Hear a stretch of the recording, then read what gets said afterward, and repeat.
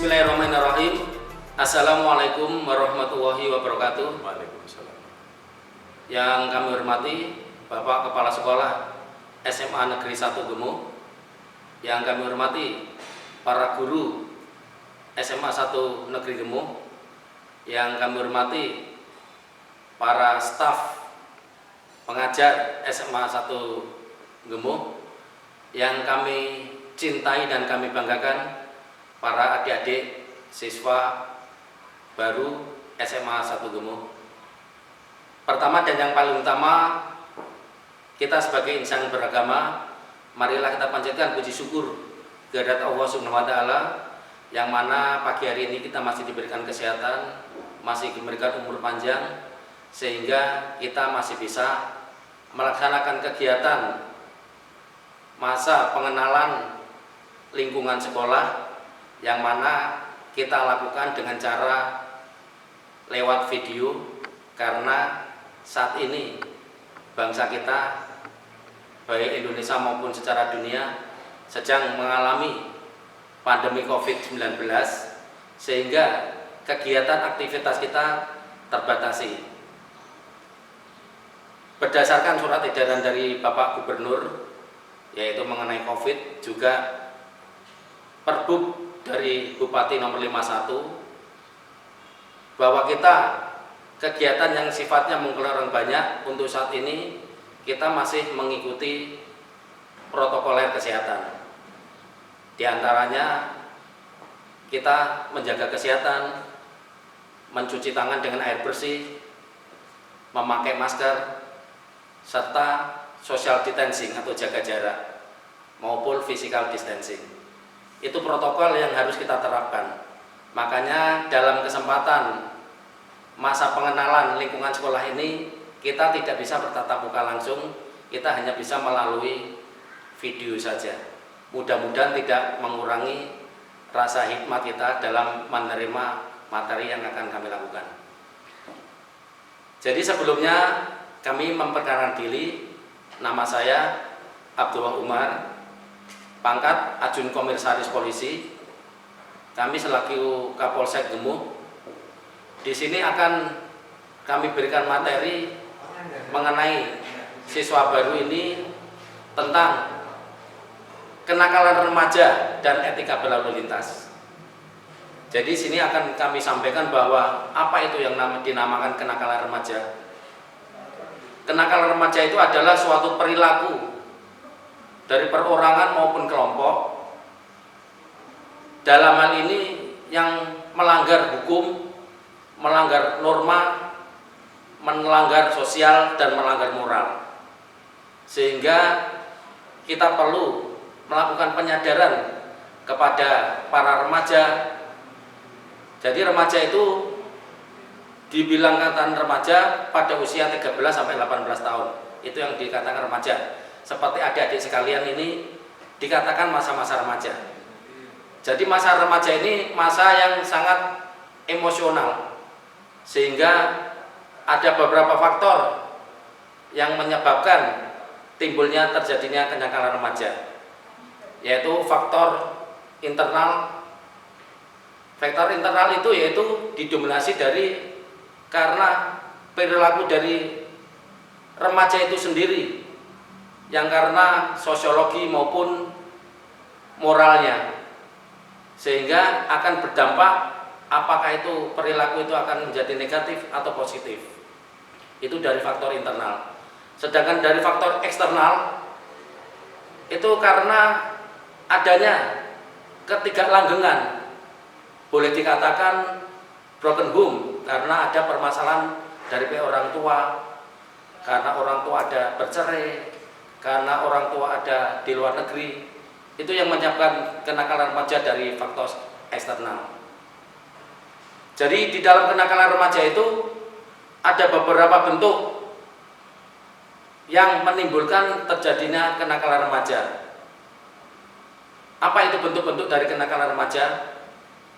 Jadi yang pertama, masalah narkoba. Itu sangat penting karena adik-adik siswa ini sangat mudahnya dipengaruhi masalah narkoba.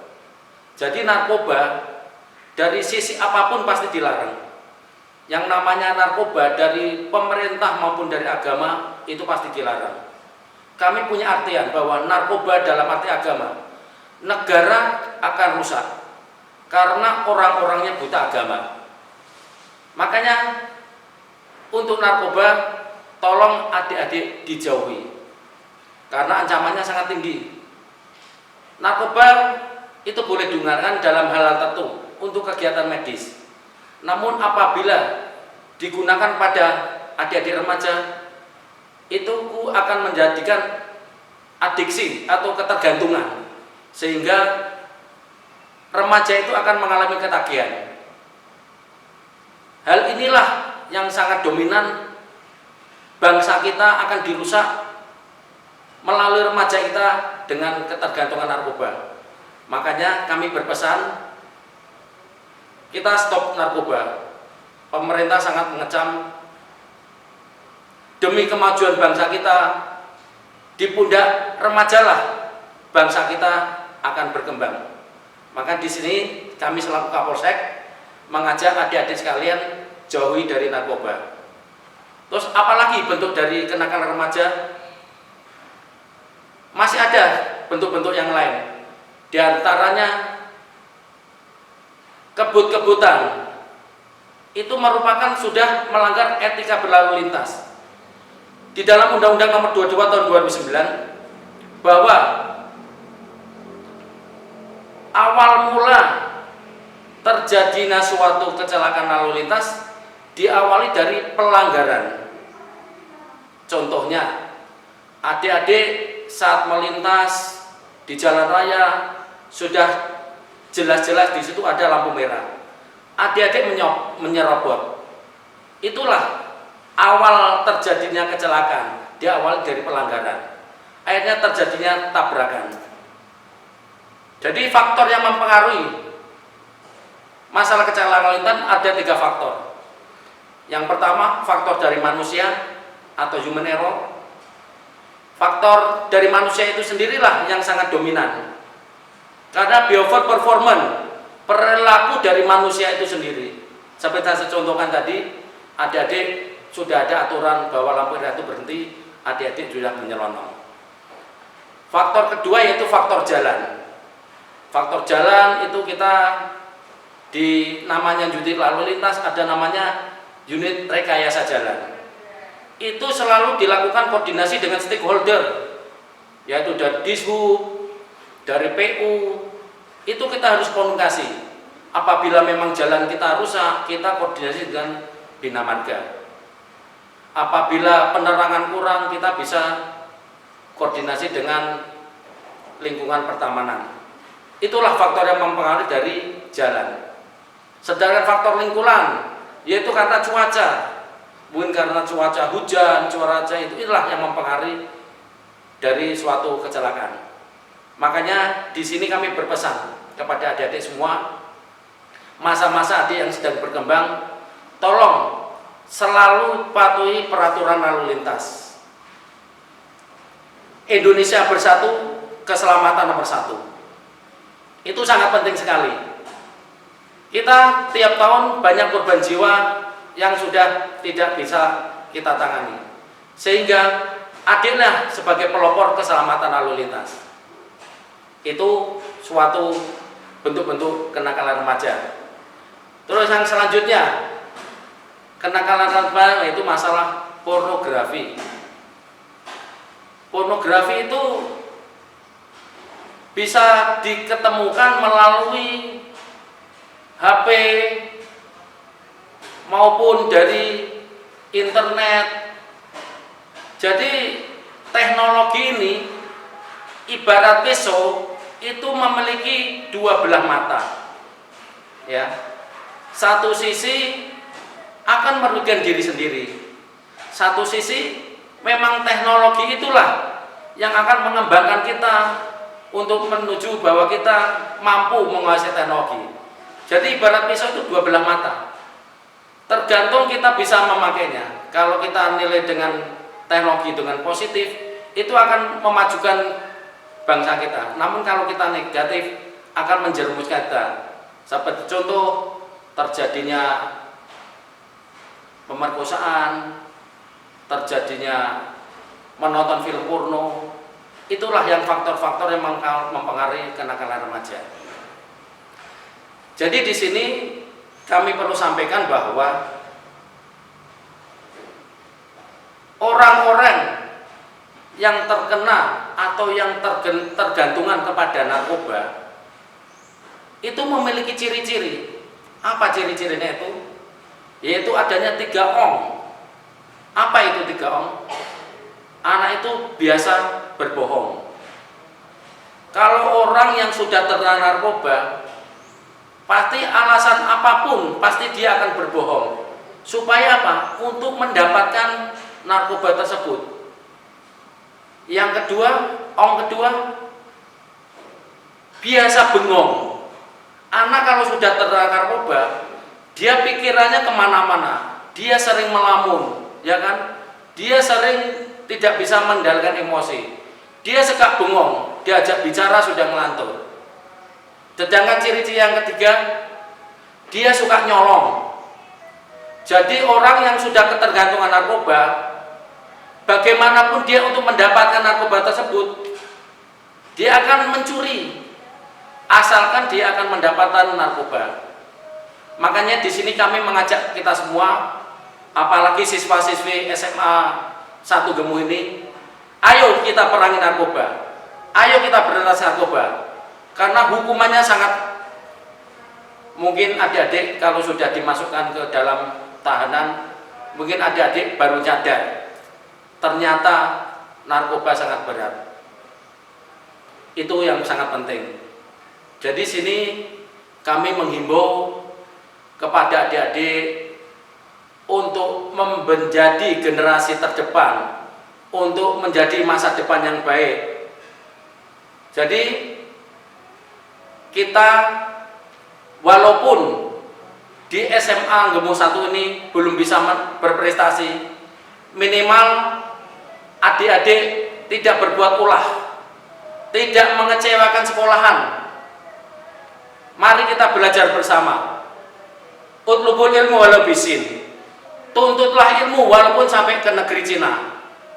Jadi kita menuntut ilmu tanpa batas. Ya. Mari kita kejar cita-cita kita setinggi langit. Ada yang mungkin adik-adik memiliki cita-cita ingin menjadi presiden. Itu semua pasti bisa. Asal adik-adik belajar, dan belajar. Makanya di sini kami selaku Kapolsek Gemuh mengajak pada kita semua, mari kita bisa memberikan contoh yang baik. Jadi pengaruh dari kenakalan remaja itu, siapa yang bisa mengendalikan hal tersebut? Yang pertama dari orang tua. Jadi orang tua harus bisa memberikan pendidikan agama. Dasar untuk pendidikan yaitu fondasi untuk pendidikan adalah agama. Mari orang tua bisa mengendalikan anak-anaknya, bisa mengawasi anak-anaknya. Untuk tingkat dasar, fondasinya adalah agama yang baik. Dan biasakan untuk orang tua selalu komunikasi satu arah dengan para guru. Karena yang bisa mengendalikan juga dari para guru. Para guru bisa memberikan ekstrakurikuler berupa olahraga, kesenian, supaya anak itu bisa berkembang. Jadi harus ada pemantauan anak-anak sekolah itu. Guru bisa komunikasi dengan orang tua bisa komunikasi dengan guru. Itulah komunikasi satu arah dengan tujuan supaya anak-anak kita menjadikan harapan bangsa. Kita tidak muluk-muluk, kita tidak perlu mencari prestasi yang lebih tinggi, minimal jaga nama baik sekolahan SMA 1 Gemuh. Mungkin itu yang bisa kami berikan. Mudah-mudahan apa yang saya sampaikan ini berkenan dan bisa diterima. Ayo kita bersama-sama majukan SMA 1 Gemuh ini dengan satu komitmen, kamu bisa, kamu bisa, kamu bisa. semuanya pasti bisa. Itu yang bisa kami sampaikan. Mungkin ada tutur kata kami yang kurang berkenan, kurang lebihnya kami mohon maaf. Kepada Allah Subhanahu wa taala kami mohon maaf ampun. Ada pantun mengatakan ikan cepat dimakan pakai ketupat. Walaupun singkat semoga bermanfaat. Wabillahi taufiq wal hidayah. Wassalamualaikum warahmatullahi wabarakatuh. Terima kasih adik-adik sekalian. Tetap belajar, belajar, dan belajar. Tingkatkan ilmu adik-adik setinggi langit. Cita-cita apapun mari kita raih bersama. Mari kita tujukan Indonesia maju, Indonesia yang gemilang. Terima kasih.